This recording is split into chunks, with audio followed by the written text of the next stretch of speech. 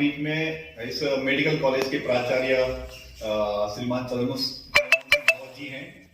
और डॉक्टर साहब, मैं आपसे जानना चाहूंगा, क्योंकि आपको यहाँ पे 7 साल हो गए और इस मेडिकल कॉलेज को और इस हॉस्पिटल को जो एक अच्छा रूप देखने को आया है, जनता में एक अच्छा मैसेज गया है 7 सालों से, और जब से हमारे स्वास्थ्य मंत्री और चिकित्सा मंत्री डॉक्टर धन सिंह रावत जी बने हैं, तब से एक अच्छा मैसेज यहाँ से गया है। नहीं तो इस हॉस्पिटल को रेफर सेंटर कहा जाता था।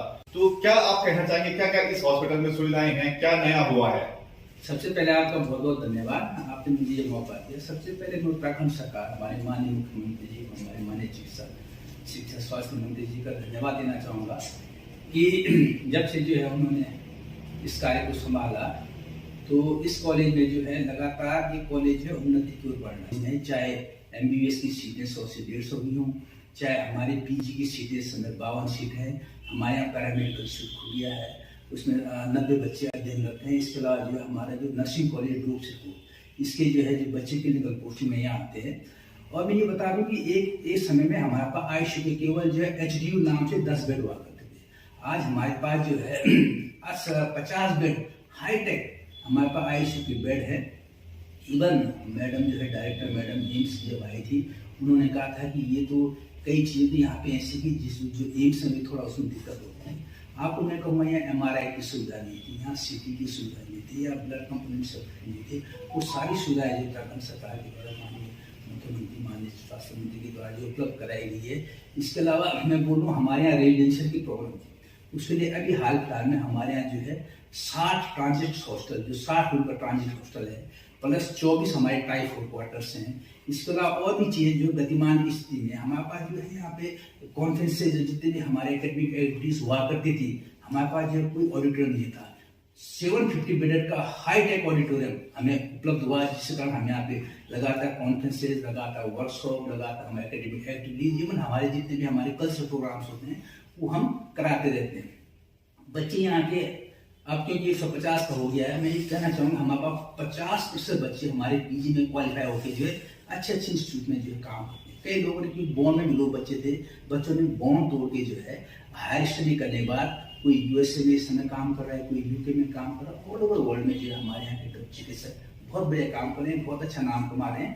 और मुझे लगता है कि ये बहुत बड़ी उपलब्धि जो है इस संस्थान ने, क्योंकि ये संस्थान जो है हमारे 4 जिलों को मिली कैटर करता है, जिनकी पॉपुलेशन करीब 18-20 लाख से ऊपर है। चाहे रुद्रप्रयाग हो, चमोली हो, पौड़ी हो, इवन अल्मोड़ा का जो एडजेसेंट एरिया है, टेहरी हो, सारे मरीज यहाँ पे आते हैं। और इवन लिमिटेशन में भी, क्योंकि हमारे पास जो है फैकल्टी का या जो भी संसाधन, लिमिटेड संसाधन में भी हमारे संकाय सदस्य, हमारे सपोर्टिंग स्टाफ जो है मैक्सिमम काम देके अच्छा आउटपुट दे रहा है। इवन कोविड काल में, कोविड के समय में जो है ऑक्सीजन प्लांट केवल यहीं पे था, तो काफी मरीजों की जान जो समय बचाने में जो है इस संस्थान ने बहुत बड़ी जो है मदद की। कोविड के समय यह अस्पताल काफी मददगार साबित हुआ है। आपने कहा यहाँ पे ऑडिटोरियम भी बना है, CT स्कैन मशीन है, MRI मशीन है। मैं पूछना चाहूंगा कि यहाँ पे कैथ लैब बन रही है, कैथ लैब के बारे में क्या उससे लाभ होते हैं, क्या है कैथ लैब? कोविड के टाइम पे हमें जो है जो कोविड लैब बनी, उसने भी बहुत बड़ी मदद की। अभी BSL 3 लैब पूरे संस्थान में, मुझे लगता है कि शायद श्रीनगर में BSL 3 लैब जो है इस समय बन के तैयार है। कुछ ही दिनों में, कुछ ही समय में उसमें काम शुरू हो जाएगा। कैथ लैब एक स्वप्न था कैथ लैब के लिए, तो माननीय चिकित्सा स्वास्थ्य मंत्री जी के विशेष प्रयास से मुझे ध्यान है। उस समय जो हम लोग मीटिंग में दिल्ली गए थे, उस समय हमारे हेल्थ मिनिस्टर माननीय जी, उनके साथ मीटिंग हुई थी। माननीय मुख्यमंत्री, माननीय हमारे स्वास्थ्य मंत्री जी ने, माननीय मुख्यमंत्री जी ने जो है इसको अनाउंस किया कि जो है श्रीनगर में कैथ लैब होनी चाहिए। उसी के कंटिन्यूएशन में माननीय स्वास्थ्य मंत्री जी ने जो है दिल्ली में इस चीज को रखा, क्योंकि ये जो है एकमात्र ऐसा संस्थान है, क्योंकि 4 धाम का भी रूट है। 4 धाम रूट के होने की वजह से जो है कार्डियक पेशेंट उस समय जो है काफी पोरिंग होती है। तो ये कैथ लैब बन जाने से हमारे यहाँ एक बहुत बड़ा राहत हमारे 4 धाम के यात्रियों के साथ साथ हमारे जो ये 4 जिले हैं, इन लोगों को मिल पाएगी, ये हमें पूरा विश्वास है। समस्त गढ़वाल क्षेत्र के लोगों को इस मेडिकल कॉलेज से, इस बेस अस्पताल सिरकोट से लाभ मिलेगा।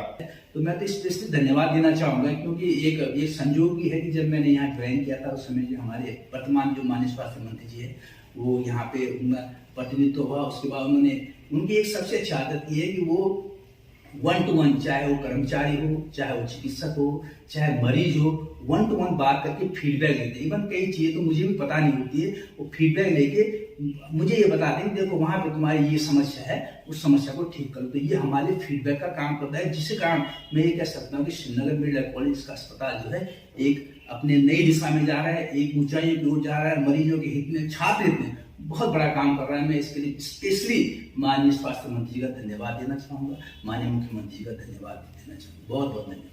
ये जैसे सुनने में आया है या हमने देखा भी है, हमने तो सामने देखा अपने आंखों पे, अपने यहाँ के जो विधायक हैं और स्वास्थ्य चिकित्सा मंत्री हैं डॉक्टर धन सिंह राव जी, उन्होंने स्वच्छ जल की व्यवस्था श्रीनगर नगर निगम क्षेत्र को कराई है। तो आप भी उस समय यहाँ थे, तो आपको क्या लगता है कि जब स्वच्छ जल की व्यवस्था नहीं थी उस समय और जब स्वच्छ जल की व्यवस्था हो गई तो टाइफाइड के केसों में क्या कुछ अंतर आया है? देखिए, जो जल जनित बीमारियां हैं पूरे देश में जो है, अगर जो पेशेंट जब हॉस्पिटल में एडमिट होता है तो 60-70% जो बीमारी है जल जनित बीमारी है। मैं दावे के साथ कह सकता हूँ, जब से हमें स्वच्छ जल जो है डैम के पानी से मिला, पहले जो है ये जो स्थिर पानी से मिलता था, जब से स्वच्छ जल जो है डैम के पानी से मिला, श्रीनगर और अगल बगल जहां जहां यहाँ का पानी जा रहा है 70% बीमारियां जो है जल जनित बीमारियां कम हो गई हैं। 70% एडमिशन कम हुए हैं। 70% कम होने से क्या होगा कि जो समय